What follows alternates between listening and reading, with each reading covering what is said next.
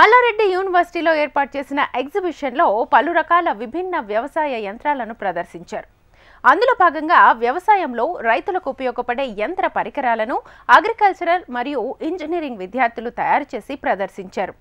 వీటి వినియోగంతో తక్కువ సమయంలో ఎక్కువ పనిని పూర్తి చేసే అవకాశం ఉంటుంది.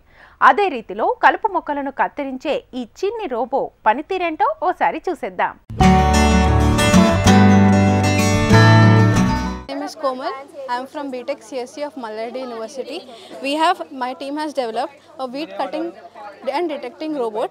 It's a prototype model. It can cut various plants and it is based on deep learning and IoT. The IoT sensors used inside are ultrasonic sensor and there is a line following sensor inside this.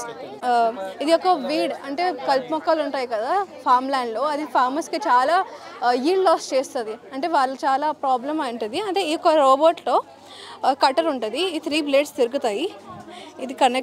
ఇది ఒక చిన్న prototype, అందుకే ఇలా తిరిగితే ఈ sensor అంటే ఎంత డిస్టెన్స్లో ఉన్నా వీటిని డిటెక్ట్ చేసి ఇది తిరుగుతుంది. ఇంకా చిన్న కలుపు మొక్కలు ఉంటే కింద హెర్బిసైడ్ నాజిల్ ఉంటుంది, అది స్ప్రే చేసి అది ఫినిష్ చేసేస్తుంది అక్కడ నుంచి. ఇంకా ఇది సోలార్ ప్యానెల్ మనం ప్లాన్ చేస్తున్నాం. ఈ సోలార్ని కూడా దీంట్లో ఇంటిగ్రేట్ చేస్తే ఫార్మర్స్కి బ్యాటరీస్ చేంజ్ చేయడానికి ఇబ్బంది ఉండకూడదు. అంటే మన చిన్న ప్రోటోటైప్, అందుకే చాలా లో కాస్ట్ మనం యూజ్ చేసినాం.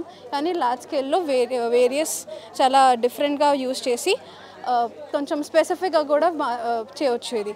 ఇంకా దీనిలో ఒక చిన్న మైక్రో ప్రాసెసర్ ఉంటుంది, రాస్బెర్రీ పై. దాంట్లో డీప్ లెర్నింగ్ ఉంటుంది. డీప్ లెర్నింగ్ ఒక సైన్స్లో కంప్యూటర్లో అది చూసి నేర్చుకుంటుంది. మనం హ్యూమన్స్ లాగానే ఆ మషిన్ కూడా నేర్చుకుంటుంది. ఇది కూడా మార్చవచ్చు, కానీ బల్క్లో మ్యానుఫ్యాక్చర్ చేస్తే అంత పడ్డదు. నియర్లీ ఒక 9,000 అలా అయింది అన్నిటికీ. దీంట్లో బ్యాటరీ కూడా ఉంటుంది, సోలార్ ఉంటే సన్లైట్ ఉంటే డిటెక్ట్ చేసి లైట్ చేస్తుంది.